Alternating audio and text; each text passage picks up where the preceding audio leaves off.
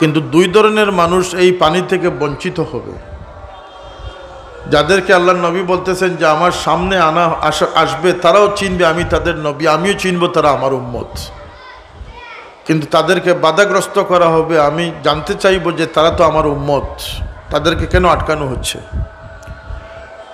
কোন রেওয়ায়েতে ফিরিস্তাগণ তখন বলবেন যে ইয়া রাসূলুল্লাহ, আপনি দুনিয়া থেকে আসার পরে এই সমস্ত মানুষ আপনার উম্মতের নামদারি, কিন্তু এরা দিনের মধ্যে পরিবর্তন এনেছে, দিনের মধ্যে বিকৃতি দিনকে বিকৃত করেছে, দিনের মধ্যে বেদাত কায়েম করেছে, নতুনত্ব সৃষ্টি করেছে।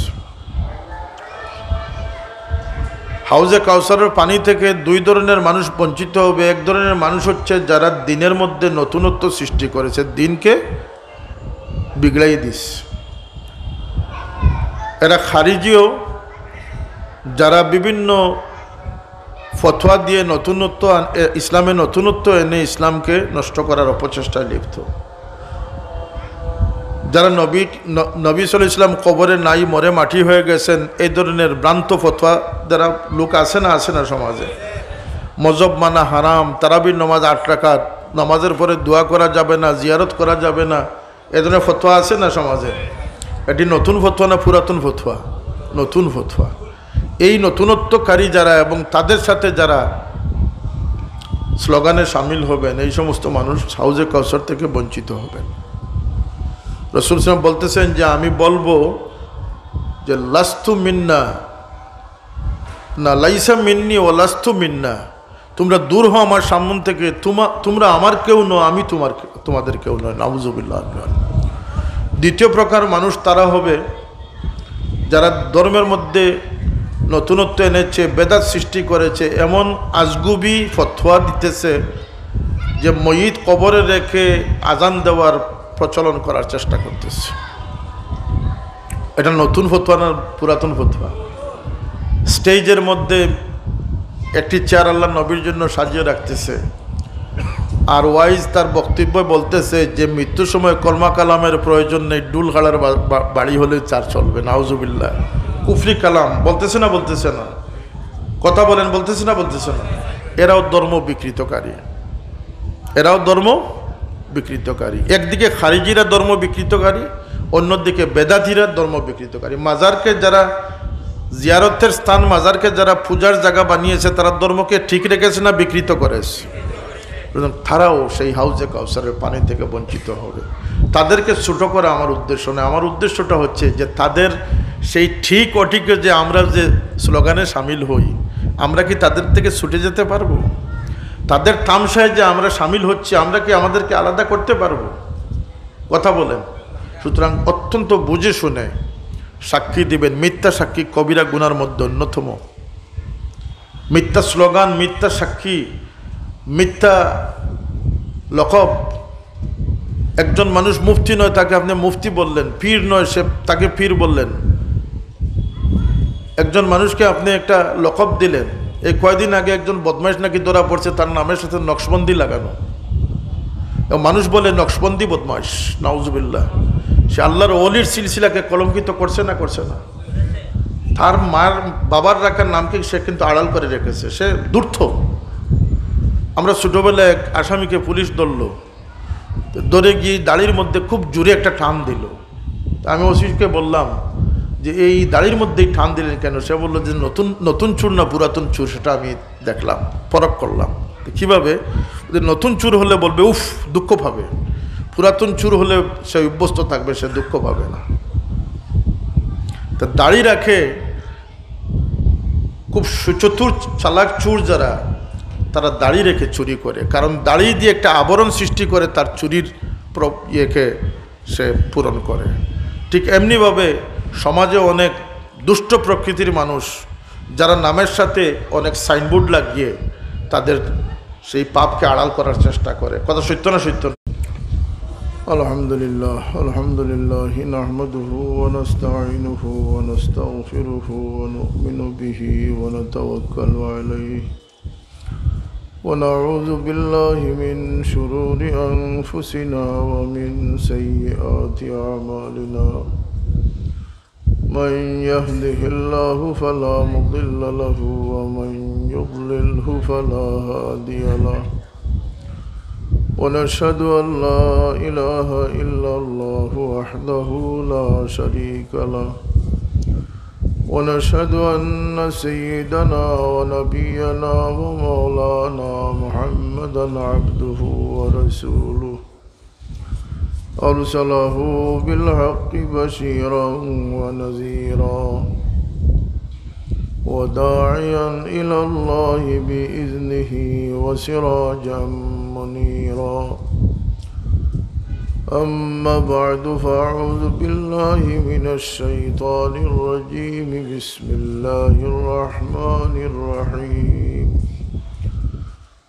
وذروا ظاهر الإثم وباطنه إن الذين يكسبون الإثم سيجزون بما كانوا مقترفون صدق الله العظيم درود شریف پڑھو صلی اللہ علی سیدنا ومولانا محمد وعلى آله وأصحابه وسلم صلى الله على سيدنا ومولانا محمد وعلى آله وأصحابه وسلم صلى الله على سيدنا ومولانا محمد وعلى آله وأصحابه وسلم صدر محترم हज़रत हाज़िरीन कराम सामीन एज़ाम আজকে মীরা বাজার এলাকাবাসীর উদ্যোগে আজকের এই ওয়াজ মাহফিলে আমরা শরীক হতে পেরেছি আল্লাহ তৌফিক দিয়েছেন আল্লাহ শুকর আদায় করি আলহামদুলিল্লাহ আল্লাহ রব্বুল ইজ্জত মানব জাতিকে বড় বিশেষ উদ্দেশ্যে আর অসংখ্য নিয়ামত ইজ্জত সম্মান সব কিছু দান করেছেন নির্দিষ্ট এক হায়াতে জিন্দেগি সীমাবদ্ধ এক হায়াত আল্লাহ পাক দান করেছেন আমরা সবই আমাদের হায়াত শেষ হবে আমরা দুনিয়া ছেড়ে চলে যাব আল্লাহ রব্বুল ইজ্জত মানুষ জাতিকে যে উদ্দেশ্যে সৃষ্টি করেছেন মানুষের উপরে আল্লাহ পাকের যে আশা মানুষ তার সেই উদ্দেশ্য না জানার কারণে মানুষ আল্লাহ পাকের সেই সন্তুষ্টি হাসিল করা সম্ভব হয় না মানুষকে আল্লাহ পাক সম্মান দান করেছেন আর সম্মানিত হওয়ার অগ্রসর হওয়ার বহু সুযোগও দান করেছেন বিশেষ বিশেষ সময় দ্বারা মানুষকে লাভবান করে থাকেন বিশেষ স্থানের মাধ্যমে মানুষকে বরকত দান করেন এমনও মাস আল্লাহ রেখেছেন যে মাস পুরাটাই বরকতের মাস মাহে রমাদান ও শাবানের মাস জুমার দিন শবে কদর এগুলো আল্লাহর কাছে মকবুল কিছু দিন রাত্রি মাস কিছু স্থান সময়কে আল্লাহ নির্ধারণ করেছেন যে সময় আল্লাহ এই উম্মতকে বিশেষ মর্যাদা দান করে থাকেন ইবাদতে বরকত দান করে থাকেন সওয়াবের মধ্যে আল্লাহ বরকত দান করে থাকেন মানুষ জাতির এই দুনিয়া আসার পিছনে কারণ অনেক রয়েছে এর মধ্যে একটি বিশেষ কারণ হচ্ছে যে প্রত্যেক মানুষ এই জমিনে যখন জন্মলাভ করে আল্লাহ পাক সকল মানুষকে ইজ্জত দান করেছে ওয়ালাকাদ কাররামনা বনি আদম আদম আলাইহিস সালামের বংশে নসলে যত মানুষ পৃথিবীতে আসবে সকলকে আল্লাহ সম্মানিত করে দুনিয়া পাঠিয়েছেন আমরা পড়ি আলহামদুলিল্লাহ আরেকটি হচ্ছে যে প্রত্যেক মানব সন্তানকে আল্লাহ তার দ্বীনের উপরে জন্মদান করেছে অর্থাৎ সমস্ত মানব শিশুরা দুইটি জিনিস থেকে বঞ্চিত হওয়ার কোনো অবকাশ নেই সুযোগ নেই একটি হচ্ছে তার মুকদ্দরে আল্লাহ পাক ইজ্জত দান করেছেন এবং তাকে আল্লাহ তার দ্বীনের উপরে জন্মদান করেছেন মানুষ পরবর্তীতে নিজেকে অসম্মানিত করে জলিল করে কিন্তু আল্লাহ রাব্বুল ইজ্জত জন্মগতভাবে প্রত্যেককে ইজ্জত দান করেছে। সেই ইজ্জতের অনেক কারণ আছে।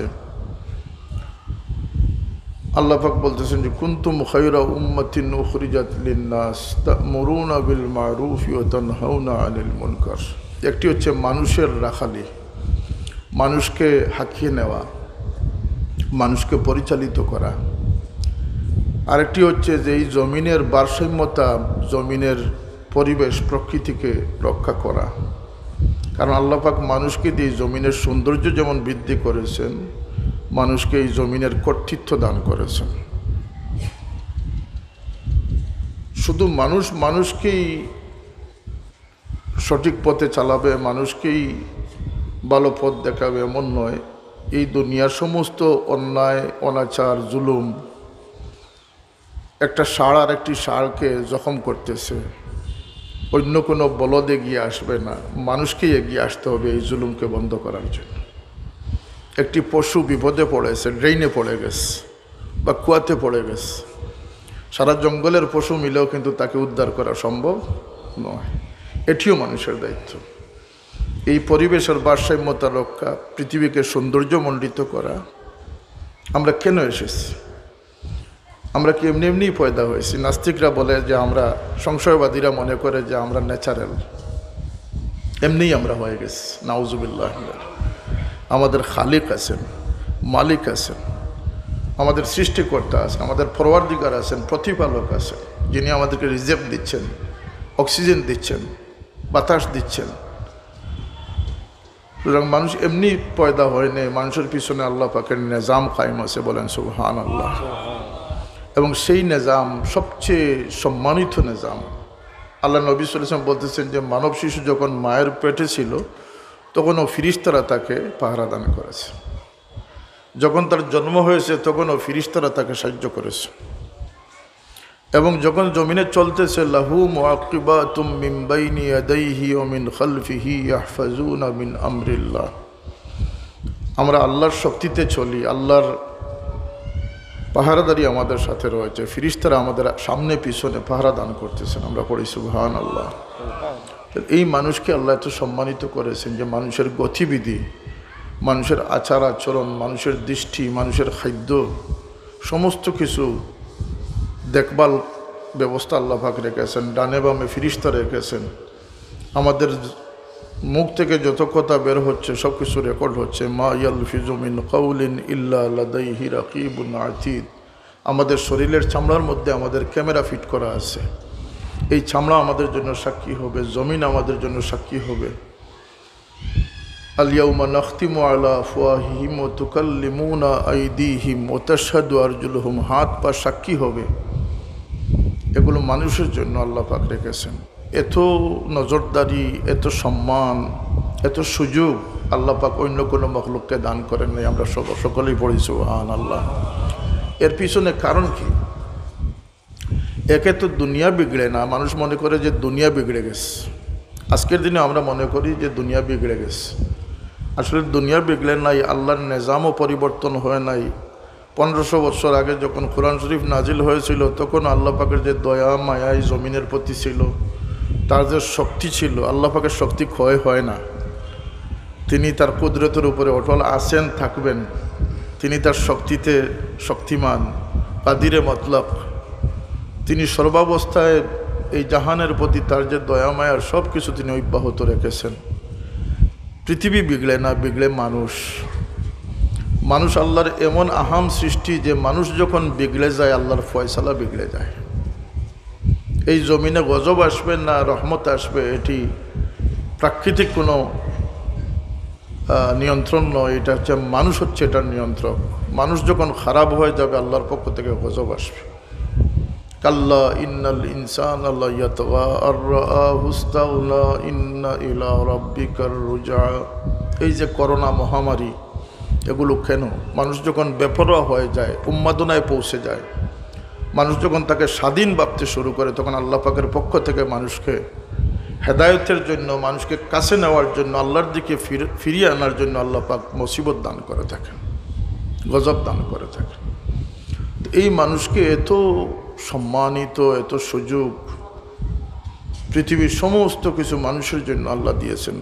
খালাকালাকুম মা ফিল আরদি জামিয়া, মানুষের তাবে করে দিয়েছেন। মানুষ সারা পৃথিবীতে রাজত্ব করতেছে, বাদশাহী করতেছে। জমিনের ওয়ারিস আল্লাহ মানুষকে বানিয়েছেন। কেন? একে তো পৃথিবীকে সৌন্দর্যমণ্ডিত রাখার দায়িত্ব হচ্ছে মানুষের, পৃথিবীকে শান্তি শৃঙ্খলা বজায় রাখার দায়িত্ব হচ্ছে মানুষের। বোঝা যাচ্ছে আমার কথা? বুঝতে পারছিস না? দ্বিতীয়ত হচ্ছে যে মানুষকে নিয়ে আল্লাহ পাকের বড় একটি আশা রয়েছে, সেটি হচ্ছে যে যারা আল্লাহকে খুশি করতে পারে, আল্লাহকে সন্তুষ্ট করতে পারে, তাদের জন্য আল্লাহ পাক জান্নাত রেখেছে। আর সেই জান্নাতে মানুষ এমনি এমনিই থাকবে না, সেই জান্নাতে আল্লাহ পাকের দিদার নিয়ে মানুষ সন্তুষ্ট থাকবে। সুবহানাল্লাহ। তা আল্লাহ রব্বুল ইজ্জত মানুষকে দুনিয়া তার বন্দেগি দিয়েছেন, বেহেশতে কিন্তু আল্লাহর বন্দেগি আল্লাহ দেন নাই। সেখানে আল্লাহ তার আতিথিয়তা দান করেছেন, মেহমানদারিত্ব দান করেছেন। সুবহানাল্লাহ। সেই মানুষকে শুধু দুনিয়া সাজানোর জন্য আল্লাহ সৃষ্টি করেন নাই, সেই মানুষকে প্রকান্তরে আল্লাহ পাক তার নৈকট্য দান করে তার দিদার দানে দৈন্য করার ব্যবস্থা রেখেছে। কথা পরিষ্কার হয়েছে? দুনিয়ার সৌন্দর্য মানুষ, সম্মান মানুষের, আখিরাতে চিরস্থায়ী জীবনে মানুষই হবে আল্লাহ পাকের সবচেয়ে মহান সৃষ্টি। সুবহানাল্লাহি ওয়া বিহামদিহি। সেই অর্থে আল্লাহ পাক আমাদেরকে দুনিয়া একটা পরীক্ষার জন্য পাঠিয়েছেন। আমাদের পথ সংকীর্ণ, সীমাবদ্ধতা আছে। এক সীমাবদ্ধতা হলো আমরা শরীয়তের অন্তর্ভুক্ত, শরীয়তের যে হদ রয়েছে, সীমারেখা রয়েছে, তা আমরা অতিক্রম করতে পারি না। আমার ইচ্ছা হইলে আমি যে কিছু খাইতে পারি না, আমার ইচ্ছা হইলে আমি কিছু বলতে পারি না, আমার ইচ্ছা হইলে আমি কিছু দেখতে পারি না। আমার সকল কিছুর মধ্যে একটা সীমাবদ্ধতা আছে, সীমারেখা আছে। সেটি হচ্ছে শরীয়ত। এটা হচ্ছে আমাদের জন্য একটি সংকীর্ণতা। দুনিয়া আমরা বেপরোয়া নয়, উন্মাদনা আমাদের পক্ষে সম্ভব নয়। আমরা আল্লাহর সন্তুষ্টিকে উদ্দেশ্য করে আমরা আমাদেরকে সীমাবদ্ধতার মধ্যে রাখতে হবে। আরেকটি কারণ হচ্ছে যে দুনিয়া এমনিতেই সীমাবদ্ধ। কুল মাতাউদ দুনিয়া কালিল ওয়াল আখিরাতু খায়রুম ওয়া আবকা।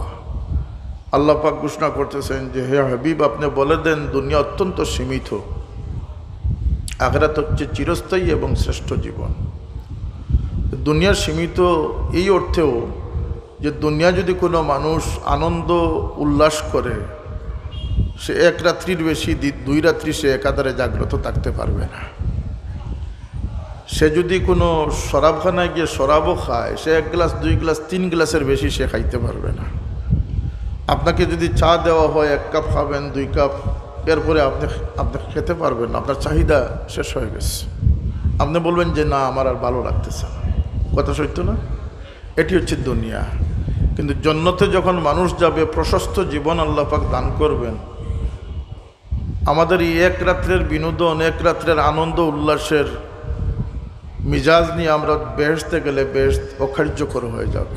এই জন্য আল্লাহ পাক প্রত্যেক মানুষকে তার বেহেশতের সুখ উপভোগ করার জন্য এহসাস, অনুভূতিকে আল্লাহ পাক জাগ্রত করে দিবেন। সুবহানাল্লাহ। আল্লাহর হাবিব সাল্লাল্লাহু আলাইহি ওয়াসাল্লাম বলতেছেন যে প্রত্যেক সর্বনিম্ন বেহেশতির সামনে 80 জন চাকর আসবে, 80 ধরনের পেয়ালা নিয়ে, 80 ধরনের শরাব নিয়ে। আল্লাহ পাক বেহেশতের জীবনে সেই মানুষকে, সেই জান্নাতীকে 80 পেয়ালা শরাব পান করার শক্তি দান করবেন। তাহলে দুনিয়ায় কয়েক গ্লাস? 2 বা 3 গ্লাস। আর আখিরাতে সর্বনিম্ন ব্যক্তি 80 গ্লাস, 80টা ডিশ, খাদ্যের মেনু তার সামনে আসবে, 80 ধরনের খাদ্য প্লেট তার সামনে আসবে। আল্লাহ পাক সেই 80 ধরনের খাদ্যের লজ্জত, স্বাদ অনুভব করার শক্তি আল্লাহ পাক জান্নাতীকে দান করবেন। সুতরাং দুনিয়া জান্নাতের তুলনায় অত্যন্ত সীমাবদ্ধ, সীমিত। আমরা 1 ঘন্টার ওয়াজ শোনার পরে আমরা বোর ফিল করতেছি, আমাদের ভালো লাগাটা নষ্ট হয়ে যাচ্ছে। কিন্তু বেহেশতে আল্লাহ পাক যে গানের অনুষ্ঠান করবেন, রাসূল পাক বলতেছেন যে 1 গানের অনুষ্ঠান 70 বৎসর কেটে যাবে, জান্নাতী তার চোখের পাতাও মারার সুযোগ পাবে না। সুবহানাল্লাহ। তাহলে সেখানকার তুলনায় দুনিয়া অত্যন্ত সীমিত। আরেক কারণ হচ্ছে যে দুনিয়ার সৌন্দর্য এবং স্বাদ এক জায়গায় গিয়ে থেমে গেছে।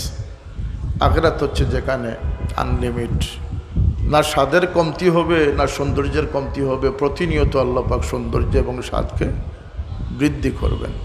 সুতরাং আমরা দুইটা সংকীর্ণতার মধ্যে আছি, একটি হচ্ছে দুনিয়া প্রকৃতপক্ষে সংকীর্ণ জায়গা আখিরাতের তুলনায়, আরেকটি হচ্ছে শরীয়তের কারণে আমরা সীমাবদ্ধতার মধ্যে আছি। এই জন্য আল্লাহর হাবিব সাল্লাল্লাহু আলাইহি ওয়াসাল্লাম বলেছেন যে এটা মুমিনদের জন্য কয়েদখানা। যদি কোনো মানুষ তার এই 30 বছর 35 বছরের সুস্থ সময়কে, সঠিক সময়কে যদি সে আল্লাহ পাকের সেই সীমাবদ্ধতার মধ্যে তাকে বন্দি করে রাখতে পারে, আল্লাহ পাক লক্ষ কোটি বছরের জন্য তাকে মুক্ত জীবন দান করে দিবেন। এই হচ্ছে মানুষের দুনিয়ায় আসার কারণ। মানুষ এখান থেকে চলে যাবে, মানুষ এখান থেকে চলে যাবে, তাকে সেখানের যোগ্যতা দান করা হবে। সুবহানাল্লাহ। সেই যোগ্যতার মধ্যে শারীরিক দেহ গঠন আছে।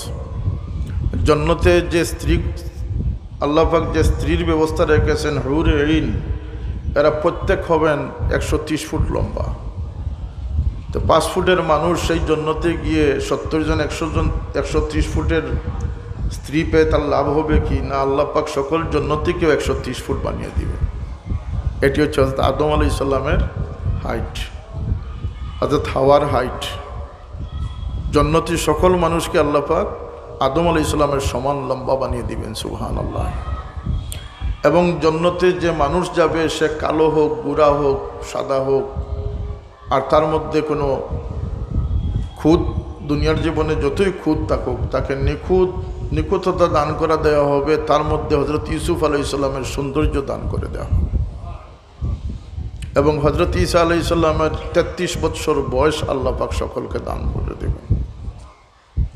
হযরত দাউদ আলাইহিস সালামের সুমিষ্ট কণ্ঠ, যখন দাউদ আলাইহিস সালাম জবুর তিলাওয়াত করতেন তখন বিশাল বিশাল পাহাড়গুলো এভাবে দুলতে শুরু করত, সাগরের মাছ নিকটে চলে আসতো, জঙ্গল থেকে পশু বের হয়ে যেত হযরত দাউদ আলাইহিস সালামের কণ্ঠ শোনার জন্য। আল্লাহ পাক সকল বেহেশতিকে দাউদের কণ্ঠ লেহনে দাউদ দান করে দিবেন। এবং এখানেই শেষ নয়, প্রত্যেক বেহেশতির মন মানসিকতা কেমন হবে যে আল্লাহ পাক তার হাবিব মুহাম্মদুর রাসূলুল্লাহ সাল্লাল্লাহু আলাইহি সাল্লামের আলী আখলাক সকল বেহেশতিকে দান করে দিবেন। সুবহানাল্লাহ। তাহলে বেহেশত এমন এক জায়গা যেখানে আল্লাহ পাক সেই যোগ্যতা সম্পন্ন মানুষকে বেহেশত দান করবেন। এখানে কোনো অযোগ্য মানুষ থাকবে না, আর সেখানে চিরস্থায়ীভাবে মানুষ থাকবে। মানুষের জন্য ইবাদত বন্দেগীর সিস্টেম থাকবে বলতে না, সকল জন্নতিরা আল্লাহর কাছে ফরিয়াদ করবে, যা আল্লাহ, দুনিয়ার জীবনে আপনাকে না দেখে আমরা সিজদা করেছি, আজকে যখন আপনাকে আমরা দেখলাম, অনুমতি দেন আপনাকে একটা দেখে আপনাকে একটা সিজদা দান করি। আল্লাহ বলবেন যে বান্দা, সেটা শেষ হয়ে গেছে। দুনিয়ায় তোমাদের আমার সম্পর্ক ছিল, তোমরা ছিলে বান্দা, গোলাম ছিলে, আমি ছিলাম তোমাদের মালিক, মাবুদ। এখানে যখন তোমরা যোগ্যতা নিয়ে চলে এসেছো, তোমরা আমার মেহমান হয়ে গেছো, আমি তোমাদের মেজবান হয়ে গেছি। সুবহানাল্লাহ। সুতরাং সেই জন্নতে নেওয়ার জন্য, জন্নতে চিরস্থায়ী বসবাসের জন্য মানুষকে আল্লাহ পাক দুনিয়ায় পরীক্ষার জন্য পাঠিয়েছেন, অ্যাসেসমেন্ট করার জন্য। কারা সেই যোগ্যতা রাখে, কারা সেই পরিচ্ছন্ন মানুষ, যারা পরিচ্ছন্ন জীবন করতে পেরেছে, তাদেরকে আল্লাহ পাক পরিচ্ছন্ন জান্নাতের ঠিকানা আল্লাহ ঠিক করে রেখেছে। দুজকে কারা যাবে, যারা তাদের জীবনকে অপরিচ্ছন্ন করে ফেলেছে। মানুষ এই সঠিক হিসাবটার ভুল সিদ্ধান্তর কারণে, মানুষ অজানার কারণে মানুষ দুজকের অধিবাসী বেশি সংখ্যক মানুষ হবে। কারণ দুনিয়ার জীবনের হকিকত সম্পর্কে মানুষ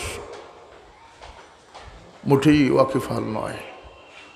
মানুষের মধ্যে প্রবণতা হচ্ছে যে সে দুনিয়াদার হবে, আর ইমানদারের সঠিক পন্থা হচ্ছে যে দুনিয়াও সফল হবে, আখিরাতের সফলতা কামনা করে। সে দুনিয়াতে থেকে আখিরাতকে তার টার্গেট বানাবে, আখিরাতের উদ্দেশ্যে সে তার মেহনত চালাবে, আল্লাহ পাক তাকে আখিরাতের ফসল দান করবেন। মান কানা ইউরিদু হারসাল আখিরাতি নাজিদ লাহু ফি হারসি। আল্লাহ বলতেছেন যে আখিরাতের তলবগার হবে আমি তাকে ভরপুর করে আখিরাত দান করে দিই। ওমান কানা ইউরিদু হারসাদ দুনিয়া নুক্তিহি মিনহা ওয়া মা লাহু ফিল আখিরাতি মিন নসিব। আর দুনিয়ার প্রত্যাশী যে হবে তাকে আমি অতি অল্পই দেব, আর আখিরাতে তাকে আমি আর কোনো অংশ দেব না। তাহলে আমরা ইমানের স্বাদ যারা পেয়েছি, দৌলতে ইমান, সবচেয়ে বড় দৌলত হচ্ছে দৌলতে ইমান, আমরা অত্যন্ত সহজে পেয়ে গেছি। কেন বলতে আল্লাহ পাক মেহরবানি করে আমাকে কোনো অমুসলমানের ঘরে জন্ম দেন নাই,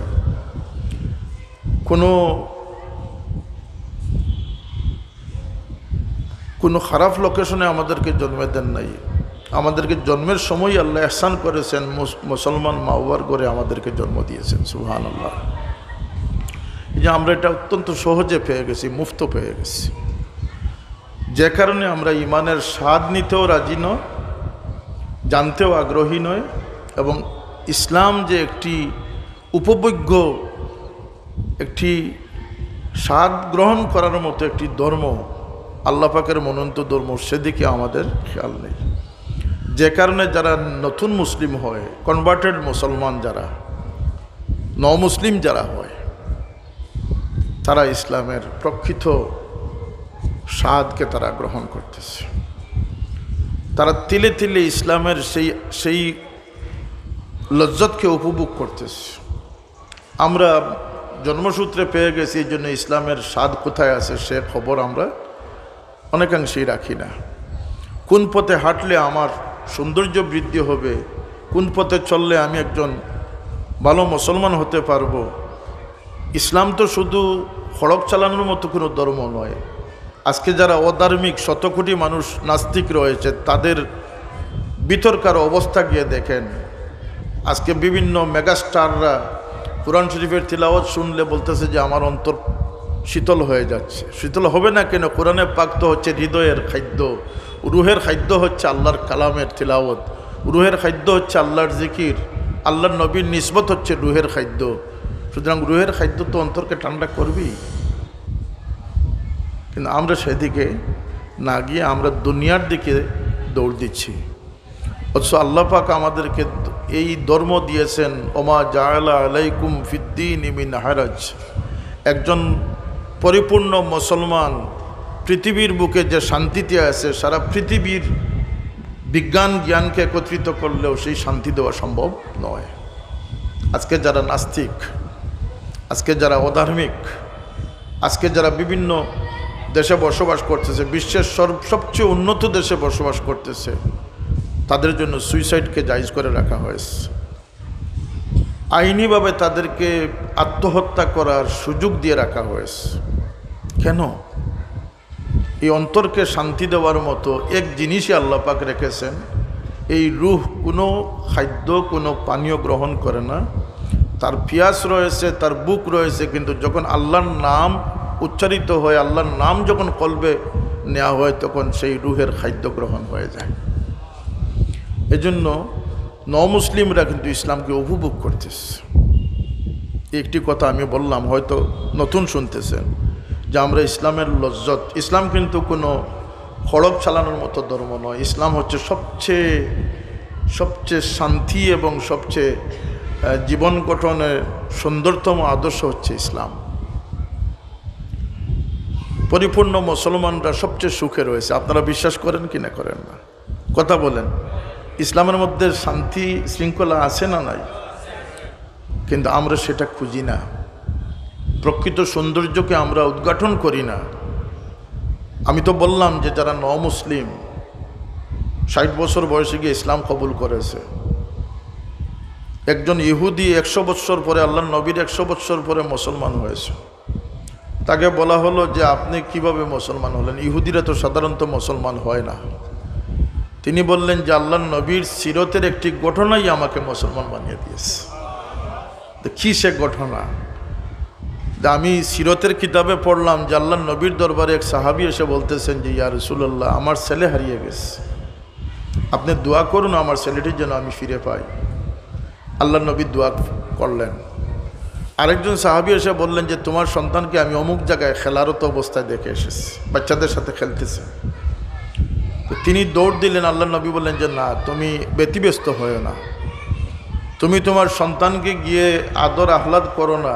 ইয়া রাসূলুল্লাহ, আমার সন্তানকে আমি হারানো সন্তানকে পেয়ে কেন আমি আদর করব না? বলতে এই জন্য করবে না, এই বাচ্চাদের মধ্যে হয়তো কোনো এতিম সন্তান থাকতে পারে, তার মনে কষ্ট আসবে। সুবহানাল্লাহ। এইটুকু সৌন্দর্য যে ধর্মের মধ্যে রয়েছে, আমি কেন সেই ধর্ম গ্রহণ করব না? একজন ইহুদি এই সিরতের এই অংশটুকু পড়ে ইসলামের স্বাদ সে অনুভব করেছে। সুবহানাল্লাহ। আমরা মিথ্যার বাজার সাজিয়ে ফেলেছি, সেই জন্য ইসলাম আমাদের কাছে তিক্ততা এসে গেছে, মুসলমানিত্ব আমাদের কাছ থেকে চলে যাচ্ছে। এই জন্য ইসলামের সৌন্দর্য আমাদের চোখে আসতেছে না।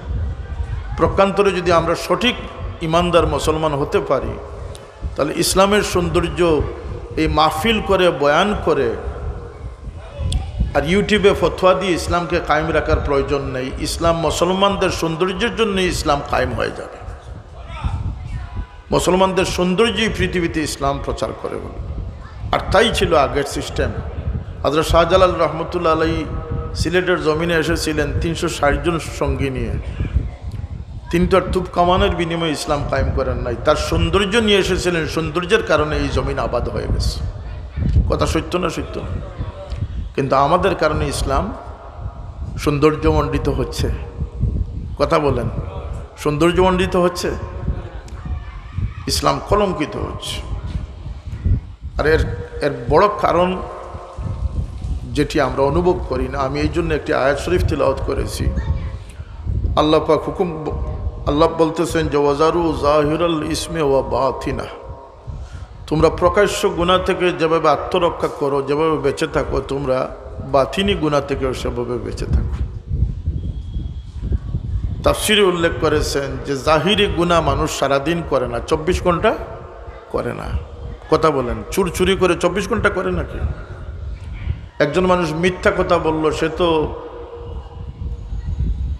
2-3 সেকেন্ডের মধ্যে মিথ্যা কথাটি বলল। একজন মানুষ সুদ, ঘুষ,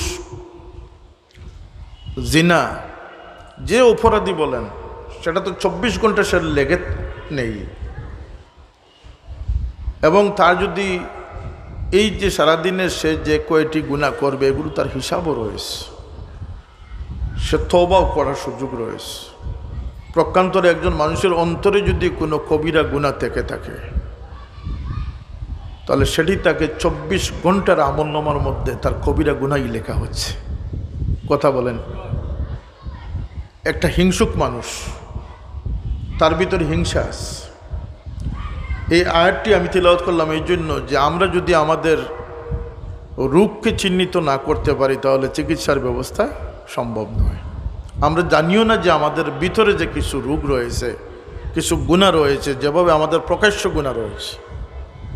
আমার জিনা, ব্যভিচার, সুদ, ঘুষ, জুলুম, অন্যায়, অবিচার, এগুলোর মধ্যে যেভাবে প্রকাশ্য এই গুনাহগুলোর মধ্যে যেভাবে গুনাহ কবিরা হচ্ছে, আমার অন্তরে কিছু গুনাহ আমি পালন করতেছি, যেগুলোর কারণে প্রতি সেকেন্ডে আমার আমলনামায় কবিরা গুনাহ উঠতেছে। কথা সত্য না? সত্য না? এর জন্য জাহিরি গুনার চেয়েও ক্ষতিকর হচ্ছে বাতিনি গুনাহ, যেটি আমরা অনুভব করি না। আমাদের অন্তর কি হওয়া উচিত, আমাদের জীবনের গতি কি হওয়া উচিত, নীতি কি হওয়া উচিত, এগুলো আমরা না জেনেই ইসলামের তকবীর মিছিলে আমরা সামিল হয়ে গেছি। আমাকে কয়েকজন মৌলানা সাহেব জিজ্ঞেস করলেন যে বিশ্বের সব জায়গায় কি এভাবে আমাদের দেশের মতো মাহফিল হয়? আমি বললাম না, বাংলাদেশে যত মাহফিল হয় সারা পৃথিবী মিলেও বোধহয় এত মাহফিল হয় না। এর একটা কারণ আমি খুঁজে বের করেছি, সেটা হচ্ছে যে পৃথিবীতে মুসলিম বিশ্ব প্রায় 56টি মুসলিম দেশ রয়েছে।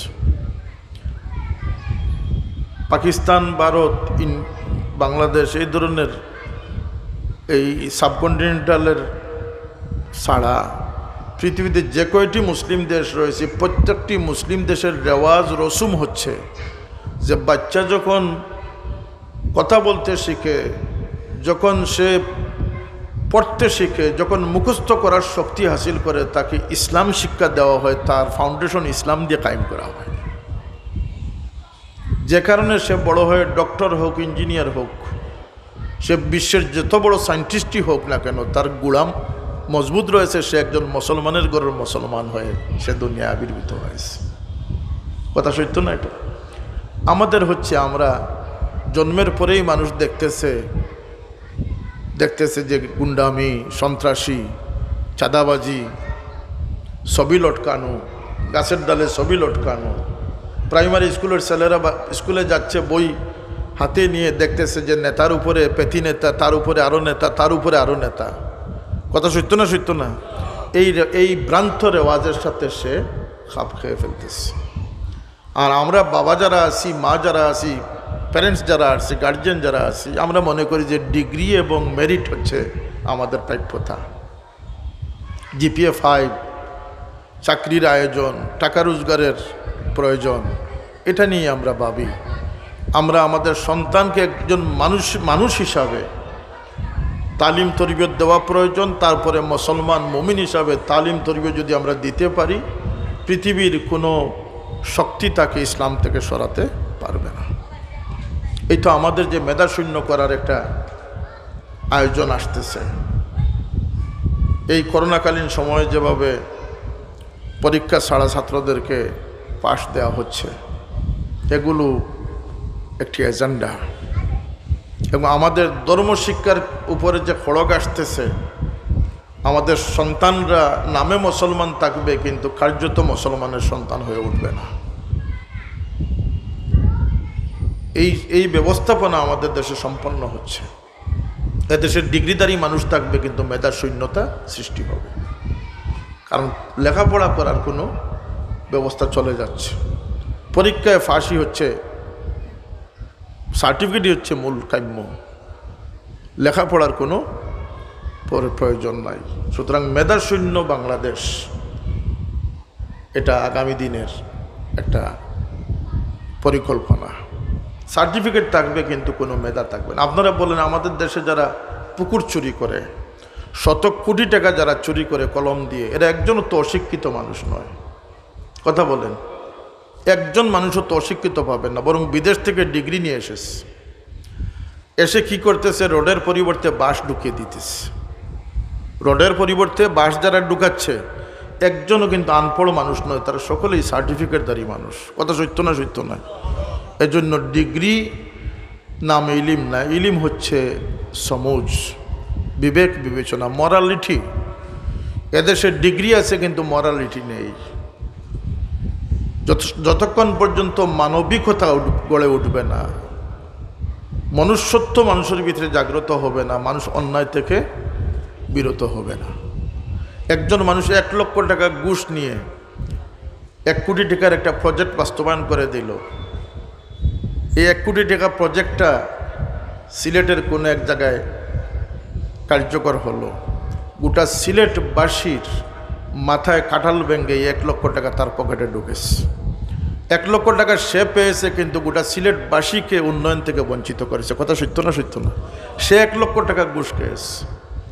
এটা সেই মানুষই করতে পারে যে মনুষ্যত্ব হারিয়ে ফেলেছে। আর এই মনুষ্যত্ব কায়েম করতে হলে, মানুষের মরালিটি জাগ্রত করতে হলে ধর্মীয় শিক্ষার কোনো বিকল্প নাই। এর জন্য নৈতিকতা আসবে কোথা থেকে? নৈতিক শিক্ষাটা আসবে কোথা থেকে? নৈতিক শিক্ষা তো ধর্মের মধ্যেই রয়েছে। যে ধর্মেই যান, কিছু না কিছু নীতি নৈতিকতা আছে। কিন্তু মানুষকে নাস্তিক বানানোর জন্য, মানুষকে নীতি নৈতিকতা লুপ্ত হওয়ার জন্য আজকের এই আয়োজন, প্রচেষ্টা চালানো হচ্ছে।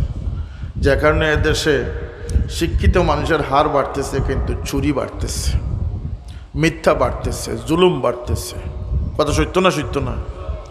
আমাদের জীবনমান উন্নত হচ্ছে, টাইলস মোবাইল, টাইলস, ঘরে ঘরে বাথরুম হচ্ছে, রাস্তাঘাট ভালো হচ্ছে, গাড়ি গুড়ি ভালো আমদানি হচ্ছে, এগুলো জীবনমান উন্নয়ন হচ্ছে, কিন্তু মানুষের মনুষ্যত্ব কমে যাচ্ছে। কথাটা সত্য না সত্য না? মিথ্যা বাড়তেছে, জুলুম বাড়তেছে। আপনার বিভিন্ন আইন কানুনের কারণে এদেশের সমাজে অন্যায় অশ্লীলতা বাড়তেছে। এক সময় শুরু হয়েছিল ইফটিজিং, এটা মোটামুটি বন্ধ হয়েছে। এখন দর্শন শুরু হয়েছে। দর্শন শুরু হবে না কেন? বিবাহের বয়স চলে যাচ্ছে 8 বছর আগে, ছেলে হোক মেয়ে হোক, এরা তো আকাম কুকাম করবেই। সুতরাং এই পরিবেশ থেকে আমাদের বাঁচতে হলে আমাদেরকে ইসলামের সৌন্দর্য অর্জন করতে হবে, ইসলামী জীবনকে আমরা গ্রহণ করতে হবে। এই পৃথিবীতে শান্তির জন্য আল্লাহ প্রদত্ত, আল্লাহর মনোনীত একমাত্র ধর্ম দ্বীনে ইসলাম ছাড়া এই পৃথিবীতে শান্তি সৃষ্টি করা সম্ভব নয়। তো আল্লাহ পাক বলতেছেন যে তোমরা প্রকাশ্য গুনাহ থেকে যেভাবে বেঁচে থাকবে, তোমরা সেইভাবে বাতিনি গুনাহ থেকে তোমরা বেঁচে থাকবে। বাতিনি গুনাহগুলো কী কী? সেটি হচ্ছে হিংসা, হিংসা বিদ্বেষ, সেটি হচ্ছে আপনার লোভ, সেটি হচ্ছে আদাওয়াতি দুশ্মনী, সেটি হচ্ছে অহংকার। এই যে মানুষের ভিতরে যে এই সমস্ত প্রবণতা যেগুলো রয়েছে, সেটি তার আভ্যন্তরীণ কবিরা গুনাহ। আর সেগুলোর ক্ষতি এমন বেশি যে ক্যান্সার যেভাবে দেখা যায় না, ধরা পড়ে না, যখন ধরা পড়ে তখন দেখা যায় স্প্রেড হয়ে গেছে, সারা শরীরে এটা ছড়াইয়া গেছে। হিংসা এমন একটা রোগ, আল্লাহ নবী সাল্লাম বলতেছেন যে হিংসা মানুষের নেক আমলকে এইভাবে বর্ষ করে যেভাবে আগুন লাকড়িকে বর্ষ করে। আগুনের কারণে লাকড়ির যেভাবে অস্তিত্ব বিনষ্ট হয়ে যায়, সালিতে রূপান্তরিত হয়ে যায়, ঠিক এমনিভাবে মানুষের সমস্ত নেক আমল তার হিংসার কোনো রেজাল্ট নেই। আপনি আপনার পার্টনারের ব্যবসা দেখে হিংসা করবেন, আপনার ক্লাসমেটের ফলাফল দেখে আপনি হিংসা করবেন, আপনার ভাইয়ের সম্পদ দেখে আপনি হিংসা করবেন। আপনি শত হিংসা করেন, তার অগ্রযাত্রায় কোনো ব্যাঘাত সৃষ্টি হবে না। তাহলে আপনার হিংসার কোনো অর্থ নাই। আপনি যদি তার পরিবর্তে এটি আপনার অন্তরে আনতে পারেন যে এই সমস্ত কিছু হচ্ছে আল্লাহ প্রদত্ত, তার হিস্সায় আল্লাহ পাক দিয়েছেন, আমার হিস্সায় দেন নাই, দিয়েছেন কে? তো যদি আল্লাহর উপরে কোনো মানুষ ভরসা করে তাহলে সে হিংসা থেকে বেঁচে থাকতে পারে। কারণ এই সমাজে যদি আপনি জোরপূর্বকভাবে কোনো সম্মান অর্জন করেন, এই সম্মান আপনাকে অসম্মান তো করবে, তাতে কোনো সন্দেহ নাই। আপনি জোরপূর্বকভাবে একটা পদে অধিষ্ঠিত হলেন, সন্ত্রাস সৃষ্টি করে আপনি একটা পদ গ্রহণ করলেন, এই পদ থেকে আপনাকে জিল্লতির সাথে আপনাকে নামতে হবে। কারণ এটার মধ্যে আল্লাহ পাকের এনায়ত নাই। আল্লাহ যদি অল্পই দিয়ে থাকেন তাহলে সেটার মধ্যে নিয়ামত হিসাবে আল্লাহর পক্ষ থেকে এসেছে, সেটার গ্রহণযোগ্যতা রয়েছে। আপনি জোরপূর্বক সম্পদ আনলেন, সেই সম্পদ আপনাকে সম্মান বৃদ্ধি করবে না, আপনাকে অসম্মান দান করবে। কারণ এগুলো আল্লাহর হাতে। আল্লাহ বলতেছেন ওয়ালাউ বাসাতাল্লাহুর রিজকা লিইবাদিহি লাবাগাউ ফিল আরদি ওয়ালাকিন ইউনাজ্জিলু বিকদারি মা ইয়াশা ইন্নাহু বিইবাদিহি খাবীরুম বাসীর। আল্লাহ বলতেছেন যে আমি আমার বান্দাদেরকে সমানভাবে সম্পদ দেই না, প্রাচুর্য দেই না, এই জন্য যে তারা জমিনে ফিতনা সৃষ্টি করবে, মারামারি করবে। জমিনের যদি সবাই ধনী হয়ে যেত তাহলে সকল ইলেকশনে ক্যান্ডিডেট হয়ে যেত, ভোটার আর খুঁজে পাওয়া যেত না। সকল ধনী হয়ে গেলে সকলের সম্পদের যে অহংকার, সকলের সম্পদের যে তেজ সমাজকে নষ্ট করে ফেলত। বরং ধনী গরিব দেওয়ার কারণে মানুষ, ধনী যখন কিছু বলে গরিব সেটা সহ্য করে। আরেকটি কারণ হচ্ছে যে আল্লাহ পাক বলতেছেন ইন্নাহু বিইবাদিহি খাবীরুম বাসীর। আমাদের কার হাতে সম্পদ আসলে আমরা কি অপব্যবহার করব সেটির খবর আল্লাহ পাকের কাছে আছে। কে যাত্রা গানের আয়োজন করবে, কে ষাঁড়ের লড়াইয়ের আয়োজন করবে, আর কে মসজিদ বানাবে, এই খবর আল্লাহর কাছে আছে না নাই? আল্লাহ পাক সেই বিষয়কে বিবেচনা করে ওয়ালাকিন ইউনাজ্জিলু বিকদারি মা ইয়াশা, আমি বুঝে শুনেই আমার বান্দাদেরকে আমি নাজিল করে থাকি। সুতরাং সম্পদ হচ্ছে আল্লাহর পক্ষ থেকে যেটি আসে সেটি হচ্ছে নিয়ামত। আর যেটি জোরপূর্বক কোনো সম্পদ বা কোনো পদকে যে মানুষ ছিনিয়ে আনে সেটা তার জন্য জিল্লতির কারণ হয়। আমি তো অনেক জায়গায় বলেছি যে আমেরিকার প্রেসিডেন্ট, যে 4 বছর ক্ষমতায় ছিলেন, দুনিয়ার সবচেয়ে ক্ষমতাধর ব্যক্তি ছিলেন, সবচেয়ে সুরক্ষিত ব্যক্তি ছিলেন, সবচেয়ে গণ্যমান্য ব্যক্তি ছিলেন। কিন্তু 4 বছর পরে যখন তিনি নামলেন, পৃথিবীর সবচেয়ে জিল্লতিপূর্ণ, সবচেয়ে বেইজ্জতিপূর্ণ একটা অবস্থান তার সৃষ্টি হয়েছে। কথা সত্য না সত্য না? কিন্তু আল্লাহ পাক যাদেরকে অল্প সম্মান দিয়েছেন, তাদের সম্মানকে কেড়ে নেওয়ার ক্ষমতা পৃথিবীতে কারো নেই।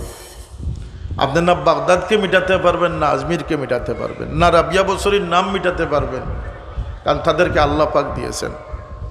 কে দিয়েছেন? আল্লাহ দিয়েছেন। এর জন্য চাপাচাপি করে কোনো লাভ নেই। আল্লাহর উপরে ভরসা থেকে নিজের জীবনকে অতিবাহিত করা। আল্লাহ নবী সাল্লাল্লাহু আলাইহি ওয়াসাল্লাম বলেছেন যে তার অল্প রিজেকের উপরে সন্তুষ্ট থাকলো, আল্লাহ পাক তার অল্প ইবাদতের উপরে সন্তুষ্ট হয়ে যান। সুতরাং অন্তরের মধ্যে যে সমস্ত গুনাহ মানুষ পোষণ করে, এটা মানুষ বেখবর, আর এটা মানুষকে প্রতিনিয়ত ক্ষতির দিকে নিয়ে যাচ্ছে। যেভাবে ক্যান্সার রোগী ক্রমাগতভাবে সে মৃত্যুর দিকে চলে যাচ্ছে, কিন্তু মানুষ অন্তর, এই যে রমজান মাস আসতেছে, এই রমজান শরীফ, এই মাসের নাম কিন্তু আল্লাহ রেখেছে, শাহরুর রমাদান আল্লাযী উনজিলা ফীহিল কুরআন। আর এই রমাদান শব্দের অর্থ হচ্ছে জ্বালিয়ে ফেলা। মানব জাতির গুনাহকে আল্লাহ পাক জ্বালানোর জন্য এই রমজান মাস দিয়েছেন। প্রথম রমজান থেকে গুনাহ জ্বালিয়ে ফেলা হচ্ছে, আর ঈদের আগের দিন পর্যন্ত সমস্ত গুনাহ মাফ হয়ে যাচ্ছে, আর পরের দিন ঈদ উল ফিতরে মানুষ আনন্দ করতেছে, সুবহানাল্লাহ। সেটি হচ্ছে গুনাহ মুক্তির আনন্দ। এই রমজান শরীফে আল্লাহ নবী সাল্লাল্লাহু আলাইহি ওয়াসাল্লাম বলতেছেন যে 4 ধরনের মানুষ রমজান থেকে কোনো উপকৃত হবে না, শবে কদর থেকে কোনো উপকৃত হবে না। শবে কদরের মতো একটি রাত্রি, যে রাত্রির মধ্যে 80 বৎসরের চেয়েও বেশি সওয়াবের অধিকারী হওয়ার সুযোগ আল্লাহ পাক রেখেছেন। লাইলাতুল কদরি খায়রুম মিন আলফি শাহর। কারণ অন্য উম্মতের হায়াত ছিল বেশি, 600 বৎসর, 800 বৎসর, 900 বৎসর এক এক উম্মত এই পৃথিবীতে বসবাস করেছে, আর এই উম্মতের হায়াত কম। এই জন্য আল্লাহ পাক 60-70 বৎসরের গড়ায়ুর ভিতরে আল্লাহ পাক জান্নাতের প্রথম সারির জান্নাতি হওয়ার সুযোগ আল্লাহ পাক উম্মতে মুহাম্মদীকে দান করেছে। আখিরাতে কবরের জীবনে এই উম্মতের জন্য পৃথক ব্যবস্থা, মৃত্যুর সময়ও পৃথক ব্যবস্থা। এই উম্মত যখন কিয়ামতের দিন উঠবে, এই উম্মতের যখন কিয়ামতের দিন এই উম্মতকে আল্লাহ পাক সাক্ষী বানিয়েছে। ওয়াকাযালিকা জাআলনাকুম উম্মাতান ওয়াসাতাল লিতাকুনু শুহাদা আলান নাস। মানুষ দুইটি হকের মধ্যে মানুষ দায়বদ্ধ। একটি হক হচ্ছে আল্লাহ পাকের হক, একটি হচ্ছে হুকুকুল ইবাদ, বান্দার হক বা আল্লাহর সৃষ্টির হক। এই দুই হকের জবাবদিহিতা মানুষ করতে হবে। দুইটি হক আমাদের উপরে, ফরজ ওয়াজিব এগুলো হচ্ছে ফারাইজ, যেগুলো এগুলো হচ্ছে আল্লাহর হক। 5 ওয়াক্ত নামাজ কার হক? আল্লাহর হক। নামাজ পড়লে কি হবে? ওদের নামাজ পড়লে ফরজ নামাজ দ্বারা আপনার ব্যবসার মূল উঠে আসবে, সুবহানাল্লাহ। ফরজ নামাজ, ইবাদত, বন্দেগী, রোজা এগুলো হচ্ছে আপনার বন্দেগীর পুঁজি। আর যখন আপনি নফল করবেন তখন আপনি লভ্যাংশ পাওয়া শুরু করবেন, সুবহানাল্লাহ। আজকে মাগরিবের সময় আমার মনে হলো যে আল্লাহ রাসূল সাল্লাল্লাহু আলাইহি ওয়াসাল্লাম আমাদেরকে শিক্ষা দিয়েছেন, আমাদের জন্য সুন্নত সাব্যস্ত করেছেন, সুন্নতে মুআক্কাদা করে দিয়েছেন। বিভিন্ন আমল নামাজ রয়েছে। ফরজ দ্বারা আমরা আল্লাহর গোলামির স্বীকৃতি দিলাম, আর এই সুন্নত নফল দ্বারা আমরা আমাদের আখিরাতের সামান তৈরি হলো আমাদের, সুবহানাল্লাহ। এটা হচ্ছে আমাদের লভ্যাংশ। আর ঠিক মানুষের হক সাব্যস্ত করে দিয়েছেন আল্লাহ, সমাজের হক সাব্যস্ত করে দিয়েছেন। আমরা যদি আমাদের মিজাজ মর্জি, আমাদের চরিত্রকে আমরা সুন্দরভাবে গঠন করতে পারি, তাহলে সেটি দ্বারা সওয়াব কতটুকু আসে যে আল্লাহর নবী সাল্লাল্লাহু আলাইহি ওয়াসাল্লাম যত ভালো মানুষের পরিচয় দিয়েছেন ইবাদত দ্বারা সাব্যস্ত করেন নাই, মানুষের সাথে সম্পর্ক দ্বারা সাব্যস্ত করে দিয়েছেন। আল্লাহ নবীকে প্রশ্ন করা হয়েছে যে আইয়ুন নাসি আহাব্বু ইলাল্লাহি তাআলা, সবচেয়ে ভালো মানুষ আল্লাহর কাছে কোন মানুষ, আল্লাহর পছন্দিদা মাহবুব মানুষটি কোনটি? হুজুর পাক জবাব দিয়েছেন যে যে মানুষের উপকার করে, সুবহানাল্লাহ, যে মানুষের জন্য ফায়দা পৌঁছে দেয়, সে মানুষটি আল্লাহর কাছে সবচেয়ে বড় প্রিয় মানুষ। আইয়ুল আমালে আহাব্বু ইলাল্লাহি তাআলা, আল্লাহর কাছে সবচেয়ে ভালো আমল কোনটি? আল্লাহ নবী সাল্লাল্লাহু আলাইহি ওয়াসাল্লাম 9টি আমলের কথা বলেছেন। সর্বনিম্ন আমল আল্লাহ নবী বলেছেন যে আমি নবীর কাছে এই আমলটি এত গ্রহণযোগ্য, পছন্দিদা যে একজন মানুষের উপকার করার জন্য যদি কেউ 2 কদম হেঁটে অগ্রসর হয়ে যায়, আমি নবী আমার মসজিদে নববীতে 40 দিন এতেকাফ করার চেয়ে বেশি পছন্দ করি এটাকে। সুতরাং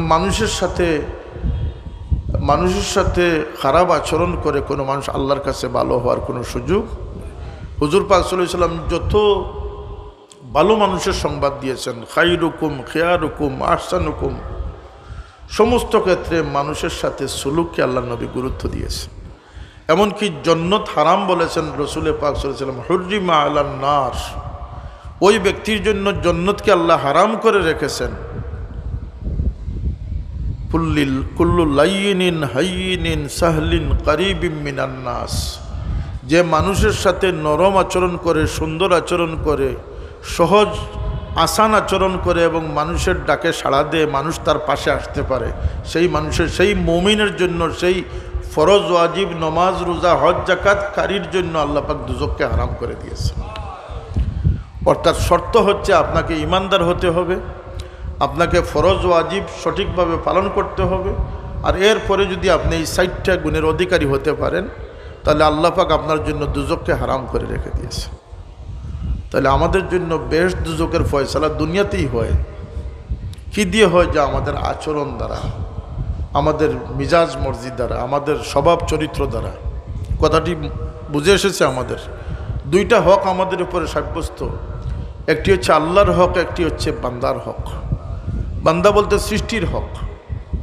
আমি শুনলাম যে আমার বাবা নাকি রাত্রিবেলা গাড়ি নিয়ে যাচ্ছেন, হঠাৎ দেখা গেল যে বাঁশের সাঁকুর মধ্যে শিয়ালের পা ঢুকে গেছে। বললেন গাড়ি থামাও, এই শিয়ালকে উদ্ধার করে দাও। একটি শিয়াল যখন আমরা দেখলেই তাকে মারব, কিন্তু আল্লাহর একটা মখলুক যখন বিপদে পড়েছে, তার বিপদ থেকে তাকে সাহায্য করার জন্য আল্লাহ মানুষকেই জিম্মাদারি দিয়েছে। এটিও একটি দায়িত্ব আচরণ। কারণ মানুষ আল্লাহ পাকের আহাম সৃষ্টি, প্রিয় সৃষ্টি। এই মানুষকে দিয়ে আল্লাহ জমিনের সৌন্দর্য বর্ধন করতেছেন, জমিনের ভারসাম্য রক্ষা করতেছেন, আর এই মানুষকে আল্লাহ পাক জান্নাতে নিয়ে তার প্রতিবেশী বানাবেন। সুবহানাল্লাহ। যে কারণে আমরা বুঝি না যে আমাদের অন্তরের ভিতরে যে কবিরা গুনাহ, সগীরা গুনাহ, যে কারণে আমার পীর মুর্শিদ সাহেব কবিল্লাহ রহমতুল্লাহ আলাইহি প্রতিনিয়ত বলতেন যে নিয়ত ভালো রেখো, অন্যের ভালো দেখলে মনে খুশি আনো। অন্যের দুঃখে দুঃখিত যে মানুষ হতে পারে, মানব প্রেমী হচ্ছে দিনদারি। হুজুর পাক সাল্লাল্লাহু আলাইহি ওয়াসাল্লাম বলতেছেন যে আদ-দীন ওয়ান নাসিহা, মানবের কল্যাণ কামনাই হচ্ছে ধর্ম, মানুষের মঙ্গল চিন্তা করাটাই হচ্ছে ধর্ম। আমি বলছিলাম যে ডিগ্রির নাম ইলিম নয়, ইলিম হচ্ছে সঠিক সমুজের নাম। আল ইলমু নূরুন মুখতাবিসুন মিন আনওয়ারিন নবী সাল্লাল্লাহু আলাইহি সাল্লাম। আপনি যদি আপনার মালিককে না চিনেন, কোরআন শরীফের যদি হকিকত না বুঝেন, দুনিয়ার হকিকত না বুঝেন, কোরআন শরীফের মর্যাদা যদি আপনি না বুঝেন, তাহলে আপনার ইলিম নাই। আপনি শুধু শুধু পরীক্ষায় ফাঁস করে আপনার ইলিমের স্বীকৃতি আদায় করা সম্ভব নয়। আল্লাহ রাসূল সাল্লাল্লাহু আলাইহি ওয়াসাল্লাম বলেছেন মান ইউরিদিল্লাহু বিহি খাইরান ইউফাক্কিহু ফিদ্দীন। আল্লাহ যখন কোনো বান্দার জন্য ভালোই চান, কল্যাণ চান, তাকে দিনের জ্ঞান, দিনের সমুজ আল্লাহ পাক বাড়িয়ে দেন। সুবহানাল্লাহ। সুতরাং আমরা যে আমাদের ডানে বামে পিছনে সামনে গড়ে বাহিরে ব্যবসা বাণিজ্যে রাস্তাঘাটে যে সওয়াবের সুযোগ আল্লাহ পাক দিয়েছেন, কোনো উম্মতকে সেই সুযোগ দেন নাই। আল্লাহ নবী সাল্লাল্লাহু আলাইহি ওয়াসাল্লামের হাদিস রয়েছে যে আল্লাহ পাক আমাকে কোনো রেওয়ায়তে 5টি বৈশিষ্ট্য দিয়েছেন, কোনো রেওয়ায়তে 6টি বৈশিষ্ট্য দিয়েছেন, যেটি অন্য কোনো নবীকে দান করেন নাই। সুবহানাল্লাহ। আমরা এই উম্মত হওয়ার কারণে কত সৌভাগ্য আমরা লাভ করেছি। হুজুর পাক বলতেছেন যে 1 নম্বর হচ্ছে, আমার কথা শুনলে দুশ্মনের মনে 1 মাসের পথ দূর থেকে ভয় সৃষ্টি হয়। আমার দুশ্মনের মনে আল্লাহ ভয় ঢুকিয়ে দেন 1 মাসের পথ দূরত্ব থাকছে। সুবহানাল্লাহ। এটা রাসূল পাক সাল্লাল্লাহু আলাইহি ওয়াসাল্লাম বৈশিষ্ট্য। দ্বিতীয়ত আল্লাহ নবী সাল্লাল্লাহু আলাইহি ওয়াসাল্লাম বলেন যে সকল নবীর উম্মতের জন্য পবিত্রতার জন্য পানি লাজিম ছিল এবং নামাজের জন্য নির্ধারিত স্থান নির্দিষ্ট ছিল। আমার উম্মতের জন্য পানির বিকল্প হিসাবে আল্লাহ পাক পবিত্র মাটি দ্বারা তৈয়ম্মুমকে জায়েজ করে দিয়েছে এবং পৃথিবীর যে কোনো স্থানে পাক মাটিতে দাঁড়িয়ে নামাজ পড়লে তার নামাজ কবুল হবে। সুবহানাল্লাহ। এরপরে আল্লাহ নবী সাল্লাল্লাহু আলাইহি ওয়াসাল্লাম বলতেন যে সকল উম্মতের জন্য নবীর জন্য গনিমত হারাম ছিল, আল্লাহ পাক আমার জন্য আমার উম্মতের জন্য মালে গনিমতকে হালাল করে দিয়েছে। যুদ্ধ করে যে সম্পদ আহরিত হয়ে যে সম্পদ পাওয়া যায় সেটি হচ্ছে মালে গনিমত। সকল নবীর উম্মতের জন্য ছিল, সেটি ময়দানে রেখে দেওয়া হতো, আসমান থেকে আগুন এসে জ্বালিয়ে ফেলত। আগেকার যুগে জাকাতও এইভাবে দেওয়া হতো, জাকাতের মালগুলো নিয়ে পাহাড়ের উপরে রেখে দেওয়া হতো, আসমান থেকে আগুন এসে এই মালকে জ্বালিয়ে ফেলত। যার মালকে জ্বালিয়ে ফেলা হতো তার জাকাত কবুল হতো, যার মালকে জ্বালিয়ে ফেলা হতো না তার জাকাত কবুল হতো না। এই প্রথম উম্মত যারা ধনীর দেওয়া জাকাত গরিব খেতে পারে। সুবহানাল্লাহ। এই প্রথম উম্মত ধনীর জাকাত গরিব বুক করতে পারে। আল্লাহ রাসূল সাল্লাল্লাহু আলাইহি ওয়াসাল্লাম বলতেছেন যে আরেকটি বৈশিষ্ট্য হচ্ছে যে সকল নবীকে আল্লাহ পাক বিভিন্ন গোত্রের জন্য, কওমের জন্য পাঠিয়েছিলেন, আমাকে সমস্ত মানুষের জন্য নবী বানিয়ে পাঠিয়েছেন, কাফাতাল লিন্নাস। আরেকটি বৈশিষ্ট্য হচ্ছে যে আল্লাহ পাক আমাকে শাফাআত, কিয়ামতের দিন সুপারিশ বা শাফাআতের অধিকার দান করেছে। কোনো রেওয়ায়ত রয়েছে যে আমি সামনে যেভাবে দেখি আমি পিছন সমানভাবে দেখি। সুবহানাল্লাহ। হুজুর পাক সাল্লাল্লাহু আলাইহি ওয়াসাল্লাম নামাজ আনতে সাহাবীদেরকে বলতেছেন যে তোমরা সফ ঠিক করে দাঁড়াবে, তোমাদের রুকু হয় না, তোমাদের সেজদা হয় না। সাহাবীরা একথা ভেবো না যে আমি শুধু সামনই দেখতেছি, আমি সামন যেভাবে দেখি আমি পিছন সমানভাবে দেখি, তোমাদের রুকু সেজদার অবস্থা আমি দেখি। এটা আল্লাহর নবী সাল্লাল্লাহু আলাইহি ওয়াসাল্লামের বিশেষ শান ছিল, বৈশিষ্ট্য ছিল। তা আল্লাহ পাক আমাদেরকে এই সমস্ত বৈশিষ্ট্য দিয়েছেন এটাকে কাজে লাগানোর জন্য। আমরা যাতে এই রমজান শরীফ আমাদের সামনে আসতেছে, হুজুর পাক সাল্লাল্লাহু আলাইহি ওয়াসাল্লাম বলতেছেন যে শবে কদর এবং রমজান 4 জন মানুষকে কোনো উপকার দিবে না। এক মুসলমান হচ্ছে যে শরাব পান করে, মদ্য পান করে। আরেক মুসলমান হচ্ছে যে মা বাবার সাথে দুর্ব্যবহার করে। আরেক মুসলমান হচ্ছে যে আত্মীয়তার সম্পর্ককে ছিন্ন করে, অতি তুচ্ছ কারণে ভাইয়ের সাথে কথা বন্ধ, চাচার সাথে কথা বন্ধ, বোনের বাড়িতে যাওয়া বন্ধ। আছে না আমাদের সমাজে এটা? কথা বলেন। এই জন্য রমজানের প্রস্তুতি মাল স্টক করা নয়, ব্যবসার কাপড় মজুদ করা নয়, চাল ডালকে মজুদ করা, এটা রমজানের প্রস্তুতি নয়। রমজানের প্রস্তুতি হচ্ছে তাকওয়া অর্জনের প্রস্তুতি। রমজানের প্রস্তুতি হচ্ছে আপনার যদি কারোর সাথে, তৃতীয় ব্যক্তি হচ্ছেন আত্মীয়তার সম্পর্ক ছিন্নকারী, আর চতুর্থ ব্যক্তি হচ্ছেন যিনি মানুষের সাথে তার অন্তরে আদাওয়াতি সৃষ্টি করে রেখেছেন। অমুকের সাথে আমার দুশ্মনী আছে, অমুককে আমি শিক্ষা দিব, এ ধরনের মানুষ আছে না সমাজে? এই 4 প্রকার মানুষ যারা রমজান তাকে কোনো উপকার দিবে না। রমজানের প্রস্তুতি হচ্ছে রমজানের আগে যত দুশ্মনী আছে সেটাকে সমাধান করে ফেলা। আর আল্লাহ নবী সাল্লাল্লাহু আলাইহি ওয়াসাল্লাম খুশখবরি দিয়েছেন যে আগে থেকে গিয়ে দুশ্মনী মিটাবে আল্লাহ পাক তার ইজ্জত বাকি রেখে দিয়েছেন, তার জন্য ইজ্জতের বন্দোবস্ত রয়েছে। সুতরাং এটা হচ্ছে রমজানের প্রস্তুতি। রমজানের প্রস্তুতি হচ্ছে কাজ কামকে গুছিয়ে নেওয়া। যাতে রমজানে আল্লাহর বন্দেগী বেশি করে করতে পারেন। আমরা তো রমজানকে আমাদের ব্যবসায়িক মাস বানিয়ে ফেলেছি, এটা তিজারতের মাস বানিয়ে ফেলেছি। সারা বৎসরের বিকিসিনি এই রমজানে হবে, সারা বৎসরের দুঃখা মিথ্যা ফ্রড যত কিছু আছে সব কিছু রমজানের জন্য রেখে দিয়েছে। রমজানে আমাদের মিথ্যা কথা বেড়ে যায়, দুঃখাবাজি বেড়ে যায়, দুনিয়াদারি বেড়ে যায়। কথা সত্য না? সত্য না?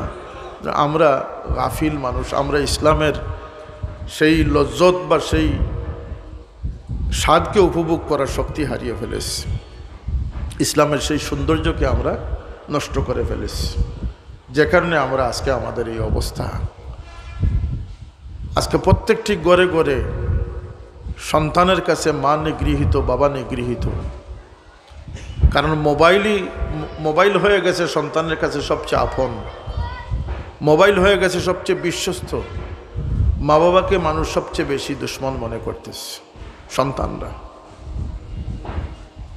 কারণ হচ্ছে মোবাইল, কারণ হচ্ছে আমাদের স্যাটেলাইট আগ্রাসন, আমাদের সেই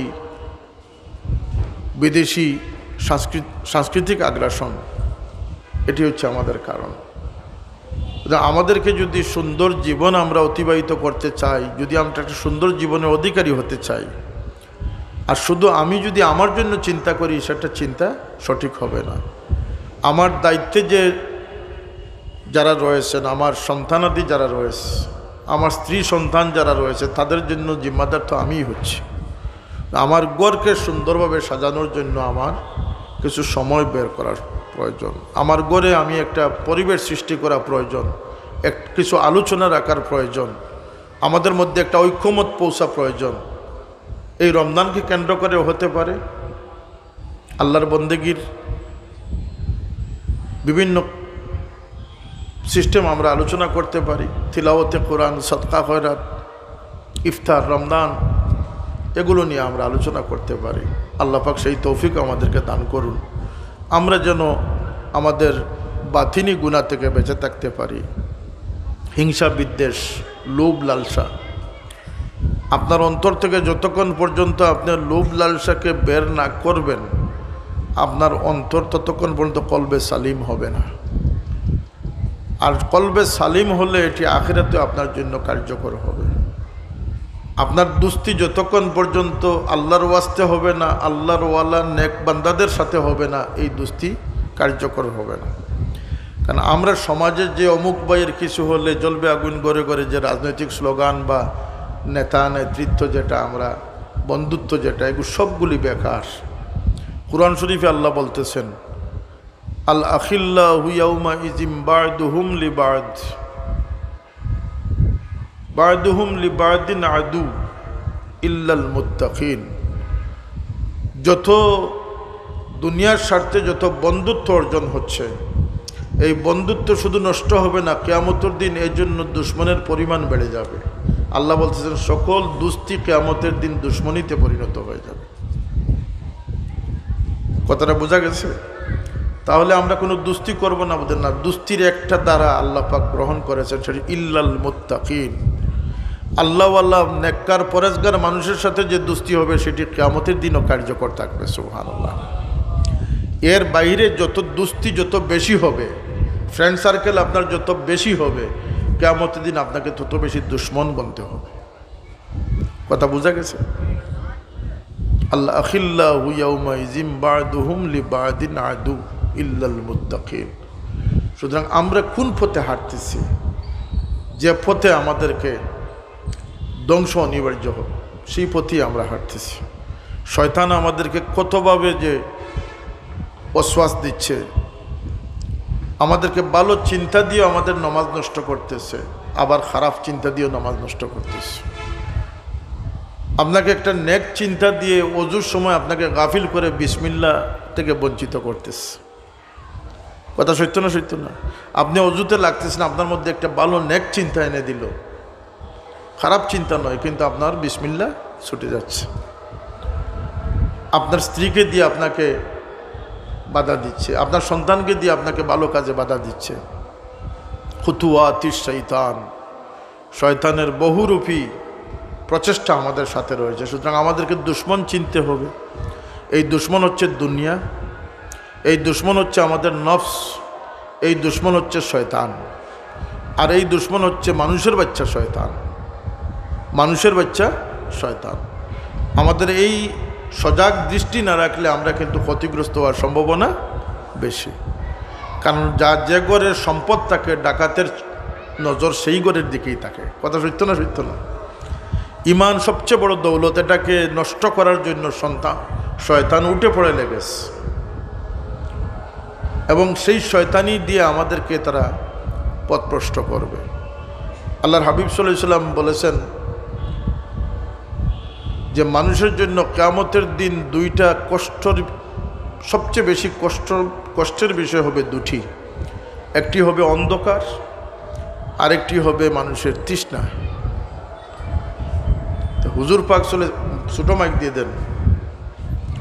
হুজুর পাক সাল্লাল্লাহু আলাইহি ওয়াসাল্লাম বাইরের মাইক বন্ধ। আল্লাহ নবী সাল্লাল্লাহু আলাইহি ওয়াসাল্লাম আশ্বস্ত করেছেন যে আমার উম্মত নামাজি যারা হবে, যারা ওযু করবে, তারা কিয়ামতের সেই 50,000 বৎসরের যেদিন হবে সূর্য মাথার উপরে থাকবে এবং জমিন হবে থামার, সেই সময়ে আমার উম্মতরা যারা নামাজি হবে, বিশেষ করে ফজরের নামাজ যারা জামাতের সাথে আদায় করেছে, তাদের সেই ওযু এবং নামাজের অঙ্গ দিয়ে আল্লাহ পাক লাইটিংয়ের ব্যবস্থা করে দিবেন। সেই অন্ধকারে আমার উম্মতরা আলোর প্রয়োজন সেরে নিবে। সুবহানাল্লাহ। সেই অন্ধকার সময়ে আমার উম্মতরা এই বিপদ থেকে তাদের ওযু এবং নামাজের স্থান থেকে যে আলো নূর চমকিবে, সেটা দ্বারা তারা আলোর কাজ সেরে নিবে। সুবহানাল্লাহ। আর পানির তৃষ্ণা, আমার উম্মতের পানির তৃষ্ণার জন্য আল্লাহ পাক আমাকে হাউজে কাউসার দান করেছেন। সুবহানাল্লাহ। যেটি হবে দুধের চেয়েও আরও বেশি সাদা এবং মধুর চেয়েও আরও বেশি মিষ্ট। আর এই পানির বৈশিষ্ট্য হচ্ছে, এই পানি যে একবার পান করবে জীবনে তার আর পানির তৃষ্ণা হবে না। সুবহানাল্লাহ। আল্লাহর নবীর উম্মত যারা সাব্যস্ত হবেন সকলেই সেই পানি পান করবেন। নেককার গুনাহগার সকল উম্মতের জন্য, যারা উম্মত সাব্যস্ত হবেন তাদের জন্য এই পানি থাকবে। এই পানির পেয়ালা, আল্লাহ নবী অন্য রেওয়ায়েতে বলেছেন যে এই পানির পেয়ালার সংখ্যা হবে আকাশের তারকার সমান। কিন্তু দুই ধরনের মানুষ এই পানি থেকে বঞ্চিত হবে, যাদেরকে আল্লাহ নবী বলতেছেন যে আমার সামনে আসবে, তারাও চিনবে আমি তাদের নবী, আমিও চিনব তারা আমার উম্মত, কিন্তু তাদেরকে বাধাগ্রস্ত করা হবে। আমি জানতে চাইব যে তারা তো আমার উম্মত, তাদেরকে কেন আটকানো হচ্ছে? কোনো রেওয়ায়েতে ফিরিস্তাগণ তখন বলবেন যে ইয়া রাসূলুল্লাহ, আপনি দুনিয়া থেকে আসার পরে এই সমস্ত মানুষ আপনার উম্মতের নামদারি, কিন্তু এরা দিনের মধ্যে পরিবর্তন এনেছে, দিনের মধ্যে দিনকে বিকৃত করেছে, দিনের মধ্যে বেদাত কায়েম করেছে, নতুনত্ব সৃষ্টি করেছে। হাউজে কাউসারের পানি থেকে দুই ধরনের মানুষ বঞ্চিত হবে। এক ধরনের মানুষ হচ্ছে যারা দিনের মধ্যে নতুনত্ব সৃষ্টি করেছে, দিনকে বিগড়াই দিস। এরা খারিজিও, যারা বিভিন্ন ফতোয়া দিয়ে নতুনত্ব, ইসলামে নতুনত্ব এনে ইসলামকে নষ্ট করার অপচেষ্টায় লিপ্ত। যারা নবী সাল্লাল্লাহু আলাইহি ওয়াসাল্লাম কবরে নাই, মরে মাটি হয়ে গেছেন, এই ধরনের ভ্রান্ত ফতোয়া যারা লোক আছে না সমাজে। মজব মানা হারাম, তারাবির নামাজ 8 রাকাত, নামাজের পরে দোয়া করা যাবে না, জিয়ারত করা যাবে না, এ ধরনের ফতোয়া আছে না সমাজে। এটি নতুন ফতোয়া না পুরাতন ফতোয়া? নতুন ফতোয়া। এই নতুনত্বকারী যারা এবং তাদের সাথে যারা স্লোগানে সামিল হবেন, এই সমস্ত মানুষ হাউজে কাউসার থেকে বঞ্চিত হবেন। রাসূল সাল্লাল্লাহু আলাইহি ওয়াসাল্লাম বলতেছেন যে আমি বলবো যে লাস্তু মিন্না, না লাইসা মিন্নি ও লাস্তু মিন্না, তোমরা দূর হও আমার সামনে থেকে, তোমরা আমার কেউ নও, আমি তোমাদের কেউ নয়। নাউযুবিল্লাহ। দ্বিতীয় প্রকার মানুষ তারা হবে যারা ধর্মের মধ্যে নতুনত্ব এনেছে, বেদাত সৃষ্টি করেছে, এমন আজগুবি ফতোয়া দিতেছে যে ময়িত কবরে রেখে আজান দেওয়ার প্রচলন করার চেষ্টা করতেছে। এটা নতুন ফতোয়া না পুরাতন ফতোয়া?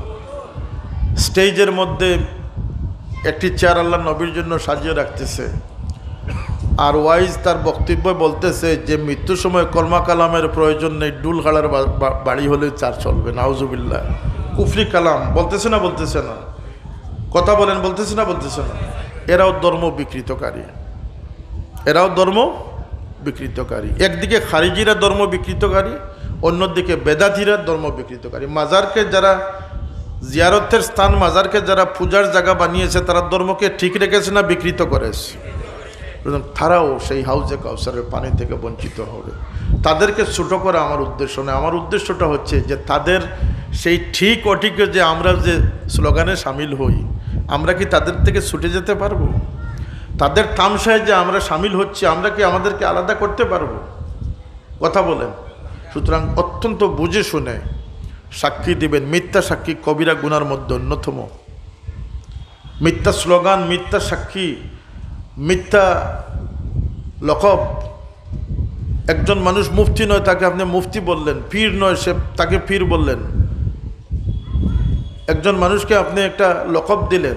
এই কয়দিন আগে একজন বদমাইশ নাকি ধরা পড়ছে, তার নামের সাথে নকশবন্দি লাগানো। মানুষ বলে নকশবন্দি বদমাইশ, নাউজুবিল্লাহ। সে আল্লাহর ওলির সিলসিলাকে কলঙ্কিত করছে না? করছে না? তার মার বাবার রাখার নামকে সে কিন্তু আড়াল করে রেখেছে। সে দুর্থ।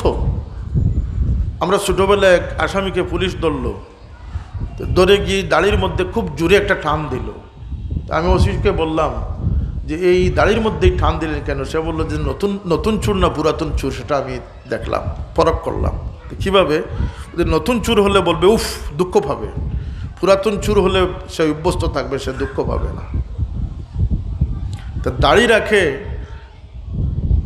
খুব সুচতুর চালাক চুর যারা, তারা দাড়ি রেখে চুরি করে। কারণ দাড়ি দিয়ে একটা আবরণ সৃষ্টি করে তার চুরির ইয়েকে সে পূরণ করে। ঠিক এমনিভাবে সমাজে অনেক দুষ্ট প্রকৃতির মানুষ, যারা নামের সাথে অনেক সাইনবোর্ড লাগিয়ে তাদের সেই পাপকে আড়াল করার চেষ্টা করে। কথা সত্য না? সত্য না? এরাও কিন্তু ওই সমস্ত মানুষের মধ্যে সামিল হবে। যাই হোক, দ্বিতীয় প্রকার হাউজে কৌসর থেকে যারা বঞ্চিত হবে, আল্লাহ নবী বলেছেন, তারা ওই সমস্ত মানুষ যারা শাসক গোষ্ঠীর কোনো শাসকের চামচাগিরি করেছে, কোনো মড়লের চামচাগিরি করেছে, কোনো নেতৃস্থানীয় মানুষের গোলামি করেছে। আছে না আমরা সমাজে এমন মানুষ? আছে না যারা জুলমের পক্ষে সাফাই দেয়, অন্যায়ের পক্ষে সাফাই দেয়, মিথ্যা আশ্বাস মানুষকে প্রদান করে? এমন মানুষ আছে না আমাদের সমাজে? সুতরাং আমাদের সাবধান হওয়া প্রয়োজন। আমরা জালিমের পক্ষ অবলম্বন এবং মিথ্যার পক্ষ অবলম্বন, জুলুমের পক্ষ অবলম্বন, এই সমস্ত কারণে আল্লাহ নবী বলতেছেন তাদেরকে আমি বলবো লাইসা লাইসা মিন্নি ওয়ালাস্তু মিন্না, তোমরা আমার কেউ নও, আমি তোমাদের কেউ নয়। আমাদের জীবন সতর্কতার সাথে অতিক্রম করার আমাদের প্রয়োজন। আমার গুজারিশটা, আজকের গুজারিশটা হচ্ছে যে আমরা মুসলমান। আল্লাহ পাক আমাদের জন্য দুনিয়ার জীবনকে, অস্থায়ী জীবনকে সুন্দরের কামনা করেছেন। যে যত সুন্দর হব, সুন্দরতা কিন্তু ইবাদত দিয়ে নয়। ইবাদত দিয়ে হচ্ছে আল্লাহর সাথে সম্পর্ক জোড়া। আমার মূলধনকে আমি বজায় রাখা। আর মানুষের সাথে সুলুক বা মানুষের সাথে আচরণ, যেমন রসুল পাক সাল্লাল্লাহু আলাইহি ওয়াসাল্লাম বলেছেন যে তোমাদের মধ্যে সবচেয়ে ভালো মানুষ সে যে তার ঘরের মধ্যে ভালো মানুষ। কথাটা বুঝেন? ওই মানুষ সবচেয়ে ভালো। আল্লাহ নবী বলতেছেন খায়রুকুম খায়রুকুম লিআহলি। ওই মানুষ সবচেয়ে ভালো মানুষ যে মানুষের জন্য ভালো কামনা করে। খায়রুন নাস মান ইয়ানফাউন নাস। আল্লাহ রসুল তো বলেন নাই যে 20 বার উমরাকারী ভালো মানুষ,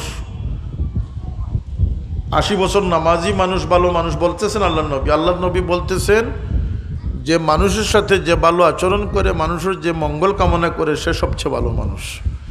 পরিবারের সাথে কোনো রেওয়ায়তে এসেছে তার স্ত্রীর সাথে যে ভালো মানুষ, সে প্রকৃত ভালো মানুষ। অন্য রেওয়ায়তে এসেছে লি সাহিবিহি, যে তার বন্ধুর সাথে ভালো মানুষ। বন্ধুর সাথে যে, অর্থাৎ বন্ধু ভালো মানুষ হিসাবে যাকে স্বীকৃত দিল, সেই প্রকৃত ভালো মানুষ। সুতরাং আমরা মানুষের সাথে যেন সুন্দর আচরণ করতে পারি। ওয়াকুলু লিন্নাসি হুসনা, যেভাবে নামাজের নির্দেশ আমাদের জন্য এসেছে, যেভাবে আমাদের জন্য হালালের নির্দেশ এসেছে, তেমনিভাবে আল্লাহ বলতেছেন যে তোমরা মানুষের সাথে সুন্দর কথা বলো। কি বলো? সুন্দর কথা বলো। ওয়াকুলু লিন্নাসি হুসনা, তোমরা মানুষের জন্য সুন্দর কথা বলো। কেন? আল্লাহ পাক যাদেরকে ভালোবাসেন, কোরআন শরীফে কিছু ভালো মানুষের কথা আল্লাহ পাক বলেছেন যে ওই মানুষকে আমি ভালোবাসি। ইন্নাল্লাহা ইউহিব্বুল মুহসিনিন, আছে না? সদাচরণকারীদেরকে আল্লাহ ভালোবাসেন। ইন্নাল্লাহা ইউহিব্বুল মুকসিতিন, আদল ইনসাফকারীদেরকে আল্লাহ ভালোবাসেন। কথা বলেন। এইভাবে কিছু গুণ কোরআন শরীফে রয়েছে। সুতরাং কোরআনকে বুঝতে হবে, কোরআনকে পড়তে হবে। আজকের দিনের সবচেয়ে দুর্গতির কারণ হচ্ছে কোরআন থেকে আমরা সরে যাওয়া। তারাকতু ফীকুম আমরাইন, দুটি জিনিস আল্লাহর নবী রেখে গেছেন এবং আল্লাহর নবী ঘোষণা করে গেছেন যে যদি তোমরা এগুলোকে আঁকড়ে ধরো তোমরা পথভ্রষ্ট হবে না। তাই আমাদের ঘরে কোরআন রাখতে হবে, আল্লাহর নবীর সুন্নত উসওয়া রাখতে হবে, আল্লাহর নবীর সিরত রাখতে হবে। এগুলোর শিক্ষা দিয়ে যদি আমার সন্তানকে আমি ডিগ্রিদারি বানাই, আমার সন্তানের কোনো ক্ষতি হবে না। এই চিন্তাটা যেন আল্লাহ পাক আমাদেরকে বুঝার এবং বাস্তবায়ন করার তৌফিক দান করেন। সকলে পড়ি আমিন। ও আখির দাওয়ানা আলহামদুলিল্লাহ রাব্বিল আলামিন। দুরূদ শরীফ পড়েন সাল্লাল্লাহু আলা সাইয়্যিদিনা ওয়া মাওলানা মুহাম্মদ ওয়া আলা আলিহি ওয়া আসহাবিহি ওয়া সাল্লাম। সাল্লাল্লাহু আলা সাইয়্যিদিনা ওয়া মাওলানা মুহাম্মদ ওয়া আলা আলিহি ওয়া আসহাবিহি ওয়া সাল্লাম। আচ্ছা, আমাদের এই নওজোয়ান ভাইরা যারা আজকের এই আয়োজন করেছেন, অনেক বিদেশিরাও আছেন, শরিক হয়েছেন, দেশ বিদেশের যারাই শরিক হয়েছেন, সকলের জন্য আমরা দোয়া করব আল্লাহ পাক যেন তাদের এই ধরনের মহৎ খেদমতকে আরও করার তৌফিক দান করেন। আমিন। আজকের এই আয়োজন এইভাবে আরও যদি আমরা ছোটোভাবে সেমিনার সিস্টেমে যদি আমরা মহিলাদের শিক্ষার জন্য, জানার জন্য কোনো প্রোগ্রাম করি, আমরা যদি বিভিন্ন বিষয়ভিত্তিক আরও সেমিনারগুলো আমরা করতে পারি, আমাদের জানার অনেক প্রয়োজন আছে, আছে না? সুতরাং আমাদের এই সমস্ত আয়োজন আজকে যারা করেছেন তাদেরকে ধন্যবাদ। আল্লাহ পাক যেন তাদেরকে উত্তম প্রতিদান দান করেন। আমিন। আল্লাহুম্মা আমিন। আলহামদুলিল্লাহ রাব্বিল আলামিন ওয়াসসালাতু ওয়াসসালামু আলা সাইয়্যিদিল মুরসালিন ওয়া আলা আলিহি ওয়া আসহাবিহি ওয়া আহলি বাইতিহি আজমাইন। রব্বানা তাকাব্বাল মিন্না ইন্নাকা আনতাস সামিউল আলিম। আল্লাহ, আমাদের এই জমাওয়ারে তুমি কবুল ফরমাও, আমাদের বলা এবং শোনারে তুমি কবুল ফরমাও। আল্লাহ, আমরা যে অন্ধকার নামিয়ে আইছে, আমরা যে বেহুশির মধ্যে আছি, আল্লাহ আমরা প্রকৃত হুর সমুজ আমরা দান করি দাও মওলা। আল্লাহ, তোমার গোলামির লাগিয়ে আমরা মুতমাইন বানাই দাও। আল্লাহ, আমরা অন্ধকার থেকে আলোর জগতে পৌঁছাই দেও। ইয়া আল্লাহ, আমরা বেকস বিবি বেচেন তোরে সহি সমুজ দিয়ে তোমার গোলামিত কবুল ফরমাও।